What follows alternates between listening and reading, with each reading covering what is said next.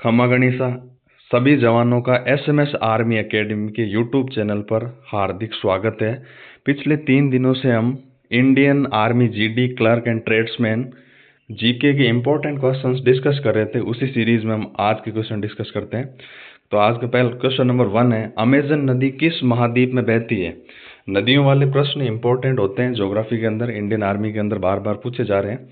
तो अमेजन नदी जो कि विश्व की सबसे बड़ी नदी है, बड़ी बोल सकते हैं इसको, विश्व की सबसे लंबी तो है नील और सबसे बड़ी नदी है अमेजन। तो ये किस महाद्वीप में बहती है? तो ये बहती है दक्षिण अमेरिका महाद्वीप में। कौन से महाद्वीप में बहती है? साउथ अमेरिका, दक्षिण अमेरिका महाद्वीप के अंदर ये बहती है।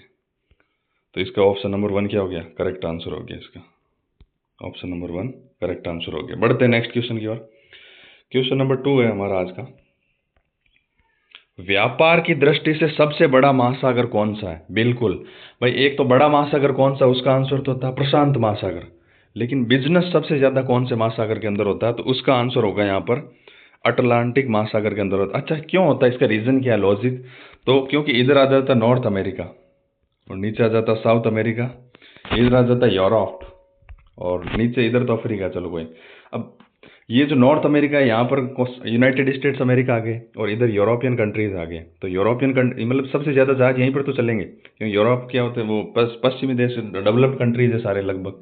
और इधर अमेरिका आ गया और फिर इधर साउथ अमेरिका भी आ गया। तो यहाँ पर काफ़ी सारी माइनिंग होती है, काफ़ी चीज़ें निकलती है।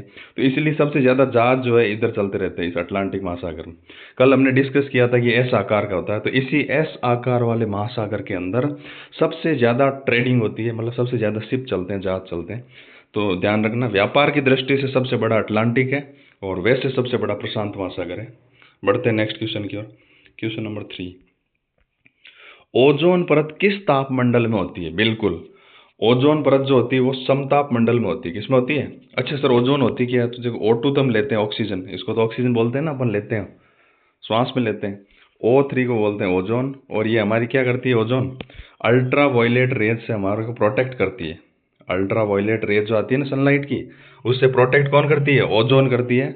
और आज के लिए लेयर पतली भी हो रही है, ये अलार्मिंग इश्यू भी है पर्यावरणविदों के लिए, एक चिंताजनक विषय भी है। तो ध्यान रखना, O3 ओजोन होता है और ये समताप मंडल में होती है। वायुमंडल के कुछ लेयर्स होते हैं ना, सौभ मंडल, समताप मंडल, आयन मंडल, बहिर्मंडल। तो इनमें से समताप मंडल के अंदर ओजोन परत होती है। आर्मी के हिसाब से बहुत इंपॉर्टेंट क्वेश्चन है। बढ़ते हैं नेक्स्ट क्वेश्चन की ओर। क्वेश्चन नंबर 4 है आज का हमारा, रेडियो संचार के लिए किस मंडल का उपयोग होता है? बिल्कुल भाई, ओजोन परत कौन से में होती है? समताप मंडल में। अब रेडियो संचार जैसे मान लो आपके टीवी वगैरह के अंदर जो डिश होती है वो सिग्नल भेजती है, करती है, तो वो किस मंडल का प्रयोग करते हैं? तो वो मंडल का प्रयोग करते हैं आयन मंडल का। कौन से मंडल का प्रयोग करते हैं? आयन मंडल का। तो मंडल के 2 क्वेश्चन हो गए बैक टू बैक। पिछला तो हो गया था कि ओजोन किस मंडल में होती है, तो वो तो होती है समताप मंडल में। और रेडियो संचार के लिए उपयोग होता है आयन मंडल। बढ़ते हैं नेक्स्ट क्वेश्चन की ओर। क्वेश्चन नंबर 5 है आज का, भारत का राष्ट्रीय जलीय जीव कौन सा है? बिल्कुल अच्छा क्वेश्चन है, राष्ट्रीय जलीय जीव कौन सा है?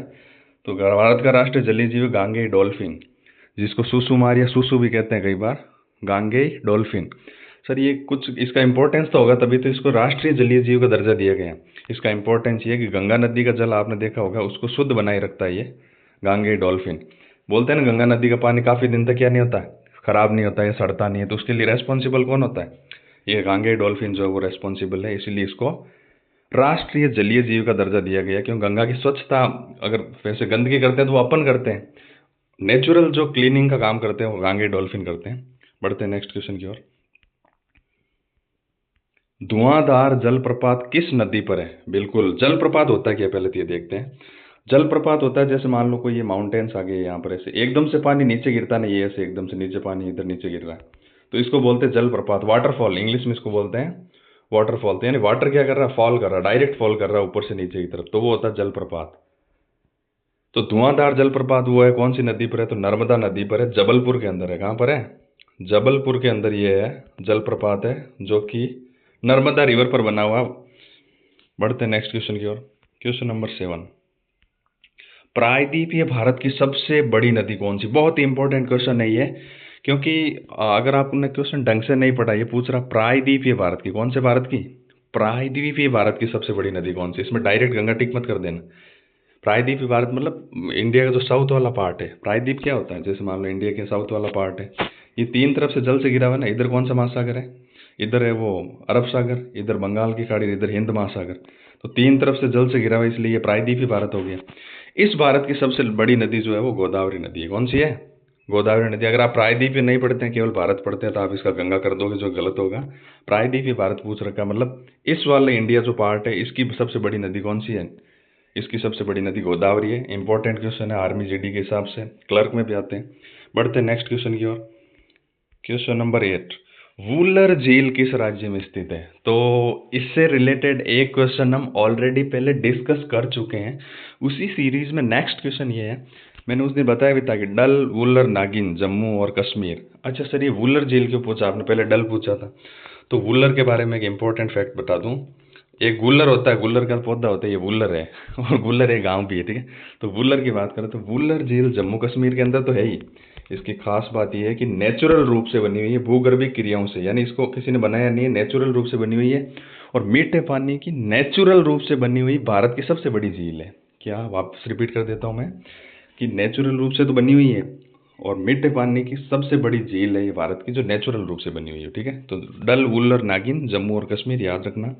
बढ़ते हैं नेक्स्ट क्वेश्चन की ओर। क्वेश्चन नंबर 9, निम्न में से कौन सी गंगा की सहायक नदी नहीं है। सर ये नदियों वाले क्वेश्चन रोज रोज आ रहे हैं कि कौन किसकी सहायक नदी नहीं है, कौन किसकी सहायक नदी है। तो ये आपको कुछ मेजर जो रिवर्स है, सिंधु, गंगा, ब्रह्मपुत्र, और उधर साउथ के अंदर देखें तो गोदावरी हो गई, नर्मदा हो गई, लूणी हो गई, इन कुछ रिवर्स की आपको सहायक नदियाँ याद कर लेनी है ताकि दिक्कत नहीं हो बार बार। अब पूछ रहा गंगा की सहायक नदी कौन सी है, नहीं है। अब कहने का मतलब कुछ गंगा की 5-10 इंपॉर्टेंट सहायक नदियाँ आपको याद हो तो फिर प्रॉब्लम क्रिएट नहीं होगी।